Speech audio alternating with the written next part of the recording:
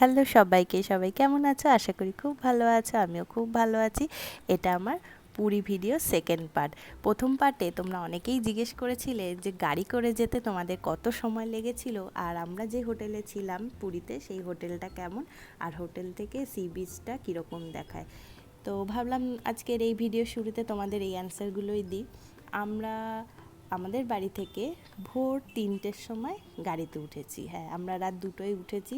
Fresh হয়ে ready হতে হতে 3টে বেজেছে। 3টেতে আমরা গাড়িতে উঠেছি আর পুরীতে গিয়ে পৌঁছেছি দুপুর 1:30। প্রায় 10-11 ঘন্টার জার্নি ছিল। তার মধ্যে খাওয়া দাওয়া, একটু ফ্রেশ হওয়া, সব কিছুই তো থাকে।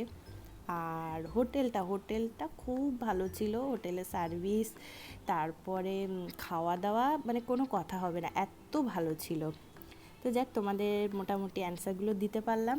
আর চলো দেখো, এখানে আজকে যেদিন আমরা পুরীতে পৌঁছেছি এটা কিন্তু সেই দিনকার বিকেলেরই ভিডিও। আমরা সেই দিনই বিকেলবেলায় মন্দিরে চলে গেছিলাম পুজো দিতে। তো মন্দিরে পৌঁছে সবাই যেন ফোন তো ভেতরে অ্যালাউ করে না, ফোন সেখানে আমরা বাইরে রেখে পান্ডাকে নিয়ে ভেতরে গেছিলাম দর্শন করতে। আর ওই যে ধ্বজা যেটা উঠেছে সেইটা আমরা বিকেলবেলা গিয়ে দেখতে পেয়েছি।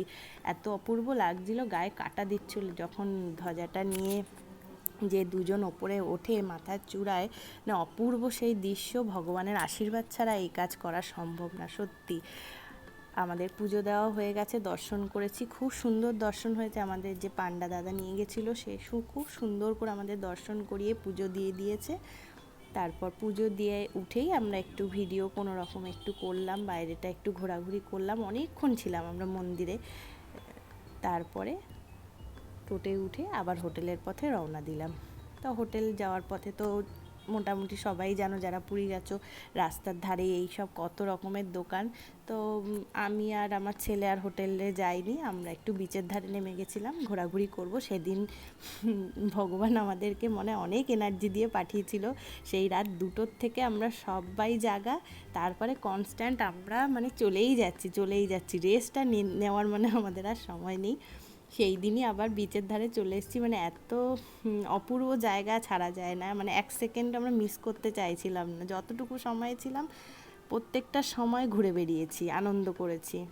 আর এই বিচটা সন্ধ্যাবেলা যে এত মানুষের ভিড় আর এত অপূর্ব লাগে, এত সুন্দর হাওয়া দিচ্ছিল সমুদ্রের পাড়ে, কি বলবো, মানে হোটেল রুমে ফিরতে ইচ্ছাই করছিল না। তো ছেলে অনেকক্ষণ থেকে কিছু খাবে বায়না করছিল।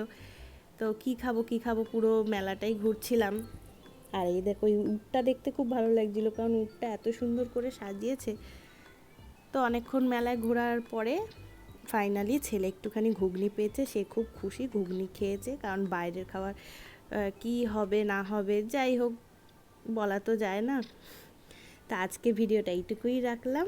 সবাই